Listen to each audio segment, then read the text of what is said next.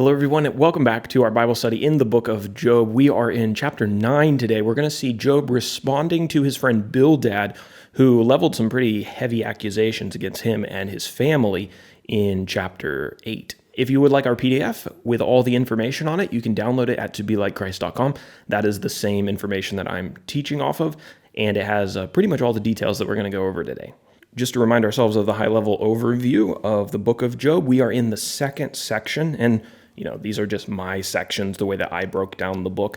Job 3 through 37, we're plowing our way through there. This is a section where Job and his friends are discussing the reasons for his suffering. And our characters are going to remain the same as they were in the last chapter. We have Job, who was the upright and righteous man who Satan was punishing and persecuting and oppressing in an attempt to get him to turn his heart away from God and to give up his faith. And then we have Bildad. Now, we talked about him in the last chapter. He's not going to speak directly in this chapter, but Job is going to be responding to the things that he had to say in chapter 8. And you remember, Bildad was pretty harsh on Job in chapter 8. He shared Eliphaz's opinion that Job was really hiding some secret sin, and that was the reason behind his suffering. We have a total of 35 verses today. I thought about breaking them down into multiple sections, but in the end, I just left them under one. I thought it kind of all flowed together. I've entitled our chapter, God is Not a Man Who Can Be Brought to Trial. The reason that I titled that will become clear towards the end of the chapter. Job was fully ready to agree with his friend Bildad that God never perverted justice, as Bildad said in verse 3 of chapter 8. But he disagreed that God was punishing him because of sin. He longed to be able to make his case before God. He wanted his day in court, we would say, to present the facts and to have God vindicate him and have God tell his friends that he hadn't done anything wrong. But who was he to interact with the God of the universe? Job knew how marvelous God was and how unworthy he was to stand before him.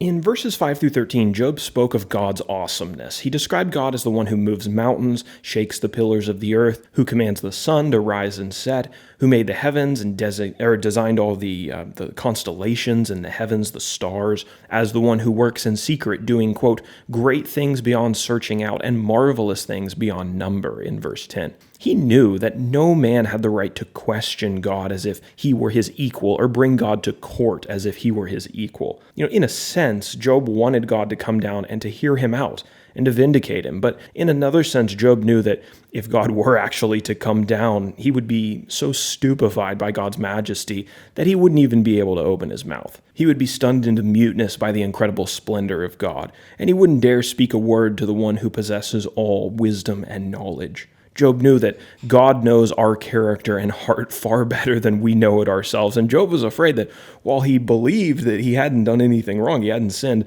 God's intimate knowledge of him would expose him. His tongue was too careless to speak to God. He wrote, quote, though I am in the right, my mouth would condemn me.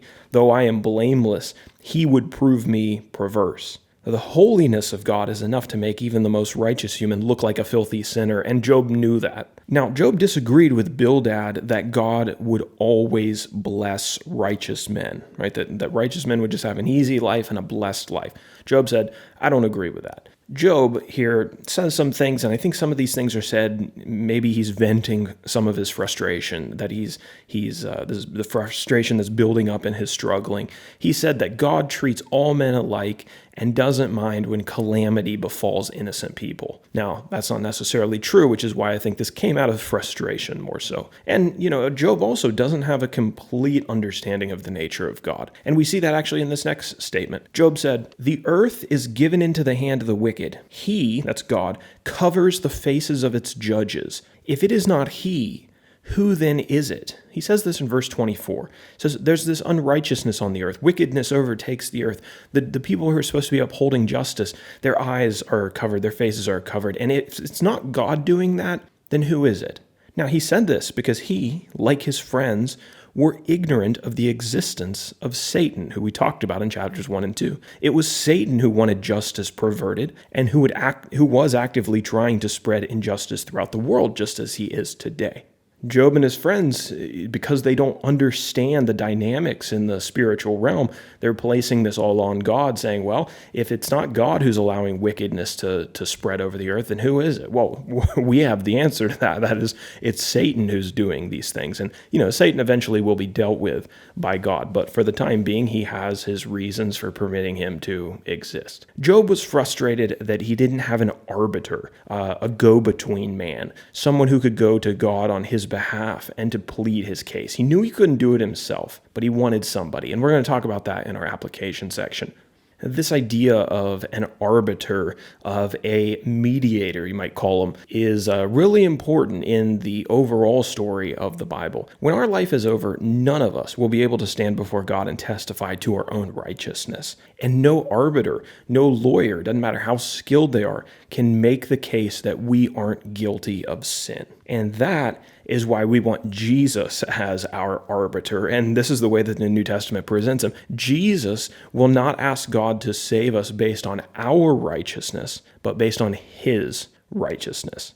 1 Timothy chapter 2, verses 5 and 6 kind of speaks to this. It says, "For there is one God, and there is one mediator between God and men, the man Christ Jesus, who gave himself as a ransom for all, which is the testimony given at the proper time." So when you stand in God's courtroom, and he says, well, you're guilty of sin, you deserve punishment, the proper testimony to give at that time is, I know that I'm a sinner, but on the basis of Jesus' righteousness, who is my arbiter, I ask for grace. And Jesus will, of course, be there to be the one who stands up for us and says to the Father, I died a perfect man so that these imperfect people could be saved. Don't save them based on their goodness, save them based on my perfection. So that's a really interesting theme that we can pick up on in Job 9. There's several good applications from that one, but that one I couldn't quite get. That one's too important, I think, to skip. So we can come back to some of the other ones. So that is Job 9, and Lord willing, tomorrow we'll get into Job chapter 10, which will put us just about a quarter of the way through the book.